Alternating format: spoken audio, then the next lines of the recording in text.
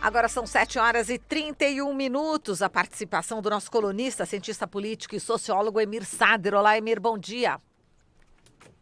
Bom dia, bom dia. Tô falando de Campos, da Rádio Folha FM de Campos. Estou dando um curso, tá? Estou no Opa, estúdio da de rádio. onde você está falando? É que tá picotando, Emir. De onde você está falando nesse... Campos, Campos, em Campos. norte do Rio. Campos Norte. de Goytacazes, estúdio da Rádio Folha FM. Ah, que legal. A gente está vendo aí um pouquinho também, né? AM 127, alguma coisa aí. Que legal. Maravilha, Emir. Vamos falar aqui da Argentina, do apagão, né, que teve, né, na Argentina. Conta pra gente as informações sobre esse apagão. Macri também escolhe a vice-peronista, né? Domingo de manhã, Dia dos Pais em Buenos Aires, na Argentina, com feriado na segunda-feira, de repente às 7 da manhã, maior apagão da história da Argentina, transmissão mal feita, rompeu, não sei o quê. A Argentina inteira e o Uruguai inteiro ficaram sem luz, pelo menos por cerca de 12 horas. Não se sabia o que tinha acontecido. Como dizem eles, se fosse uma terça, uma quarta e uma quinta, seria uma tragédia nacional. Estava chovendo, era um domingo, embora atrapalhou o Dia dos Pais, atrapalhou eleições regionais que houve, e houve todos os rolos que pode imaginar. Não tinha metrô, gente parada, fechada no elevador. Bom, um caos, não tinha abastecimento de água, coisa inesperada, mas os argentinos ficaram sem luz durante praticamente meio-dia. Só na segunda-feira cedo é que se restabeleceu tudo. O Macri estava de férias, demorou 7 horas para dar uma notícia. O secretário também demorou para ter ideia do que acontecia, falou que não sabe o que aconteceu, que não vai voltar a acontecer, mas ninguém imaginava também que acontecesse. Então foi uma tragédia, depois do governo ter aumentado 1000% as tarifas de energia elétrica, supostamente para poder ter recursos para investimento. Há uma semana atrás, o governo falou que já estavam com capacidade para exportar energia. Então, de repente, acontece uma coisa dessa ordem. A oposição imediatamente falou, devolvam a energia para os argentinos, cadê os investimentos? Toda a cantilena do governo era de que o governo subsidiava o consumo de energia, isso dava um déficit público grande, era preciso sincerizar, tornar reais as tarifas. Aumentaram 1000% as tarifas de energia elétrica, muita gente não pode simplesmente utilizar, e ainda assim deu esse apagão, que o governo disse que em 15 dias vai poder apurar o que aconteceu. Mas foi um desastre, menos mal que foi no fim de semana, mas atrapalhou pelo menos o Dia dos Pais de todos os argentinos e uruguaios que também recebem de Jaciretá e de Rio Grande essa energia. Claro que politicamente também é um desastre, qualquer que seja a justificativa, porque é incompetência governamental, né? Sem dúvida. Bom, Emir, vamos falar agora da Grã-Bretanha, né, que começa já o procedimento para extraditar Assange para os Estados Unidos, né? Deixa eu completar. Diga. Que o Macri acabou escolhendo um peronista de centro para vice-presidente. Quer dizer, das duas chapas principais, da Cristina e do Macri, 3 são peronistas. O Macri era antiperonista, mas para tentar ganhar setores peronistas, chamou o Pichetto, que era um senador peronista, mas não kirchnerista, para ser vice-presidente dele, para surpresa, porque em geral eles são separados radicalmente. Então, do mesmo jeito que a Cristina tentou se ampliar para o centro, convocando um peronista moderado, Alberto Fernandes, para ser presidente e ela vice, o Macri fez essa jogada no último momento, quando estava vencendo o prazo para registrar as candidaturas. Não tem ainda efeito em pesquisas, mas é uma jogada para tentar ampliar, mais além da aliança original que o Macri tinha, que está limitada, ampliar o apoio popular dele. E vai na direção do kirchnerismo, do peronismo de centro, com o Pichetto, que é um senador tradicional, foi líder da bancada peronista durante muito tempo no Senado. Perfeito. Agora sim, vamos falar da Grã-Bretanha, sobre esse procedimento, né, de extradição de Assange para os Estados Unidos. Emir. Tudo o que se imaginava que fosse acontecer e que se prometia que não ia acontecer, o Lenín Moreno, do Equador, falou que ia suspender o asilo, contanto que ele fosse protegido pelas leis inglesas, não fosse extraditado para outro país, menos ainda para país que tem pena de morte. Inglaterra, a Grã-Bretanha também disse isso, mas tirou daquela maneira brutal o Assange da embaixada. prendeu, está preso, e agora começou um processo de extradição. A Suécia tinha um processo fajuto com ele, suposta violação de suecas, tá? Retirou esse procedimento para que não tenha o risco dele ser extraditado para a Suécia. Ele é australiano, mas teria mais proteção na Suécia, só que agora o governo da Grã-Bretanha já começou aquilo que mais se temia, que é a extradição dele para os Estados Unidos, onde ele tem 18 processos dos mais diferentes tipos, certamente vai ser julgado conforme as leis americanas, vai ser condenado às coisas mais graves, porque para eles é a coisa mais grave, supostamente revelar segredos de Estado, que na verdade foi revelar publicamente aquilo que os Estados Unidos escondiam na sua diplomacia e sobretudo na sua política externa, sua política militar.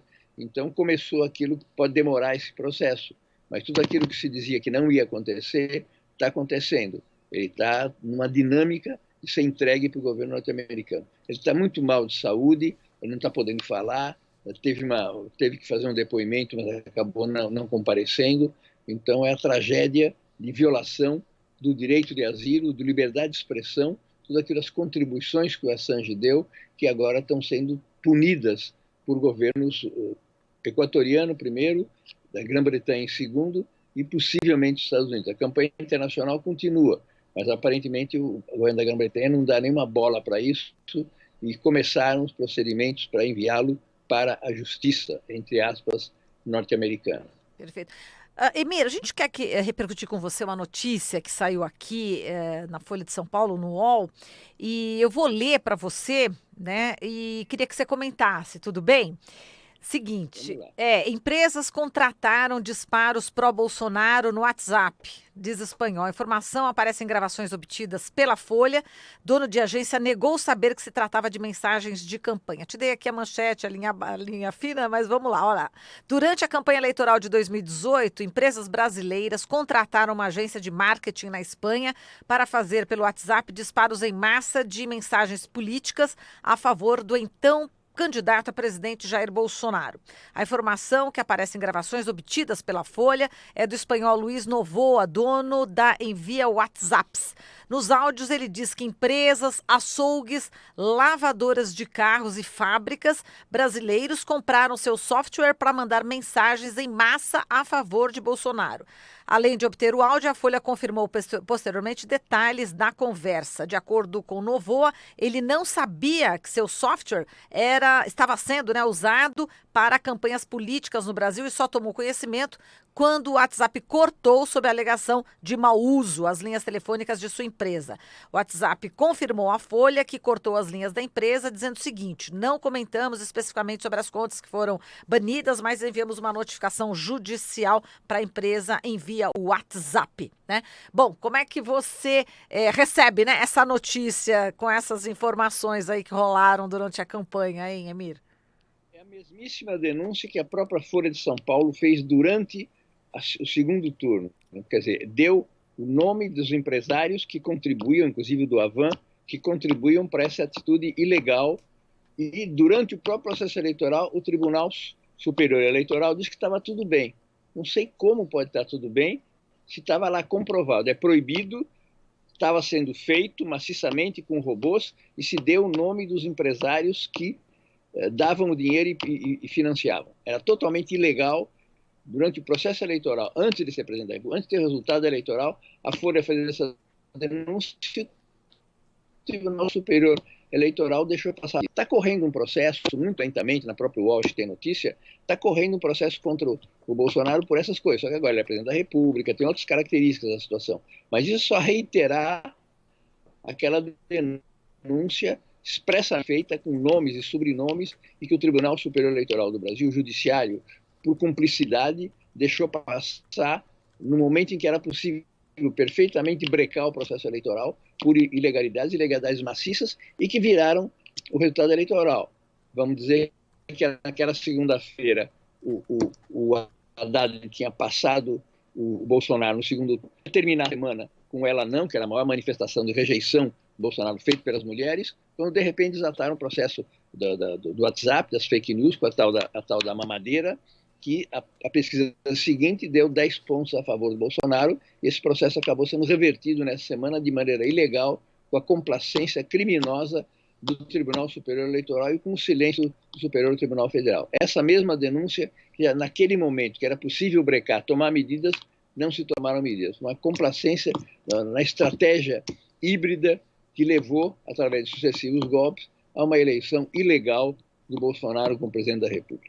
Exato. E, inclusive, os resultados, né, das investigações em relação aos WhatsApps, as mensagens, justamente esse tribunal eleitoral, parece que só daqui a muitos anos que vai poder revelar, né? Pois é, está correndo lentamente, mas a denúncia foi feita naquele momento e eles se pronunciaram, porque às vezes o Supremo Tribunal Federal ele não se pronunciou até agora sobre o impeachment da Dilma, não julgou nenhum mérito dos processos fajutos contra o Lula. Deixa passar batido, a dia. Aquele lá teve que se pronunciar durante o momento mesmo que aconteceu, quando estava se dando o processo de fake news multiplicados por robôs, e disse que tudo bem. Eu não conheço a razão pela qual ele tem que tudo bem, né? Vai saber que alegações jurídicas usaram para justificar isso. Mas naquele momento, o flagrante delito foi preso em flagrante, foi denunciado em flagrante e deixaram passar batido, né? Exato. Muito bem, Emir. Olha, muito obrigada. Aqui que você tá dando uma entrevista aí para a rádio, conta pra gente. Estou dando um curso de formação política para os sindicatos aqui. Sim. E aproveitei, antes de começar o curso de hoje de manhã, passar na rádio Folha FM para dar uma entrevista para eles. Então, estou transmitindo daqui. Ah, que legal. Manda um abraço aí aos colegas dessa rádio. Um abraço, Emir. Um abraço. Até mais. Falamos aqui com o Emir Sader, cientista político e sociólogo.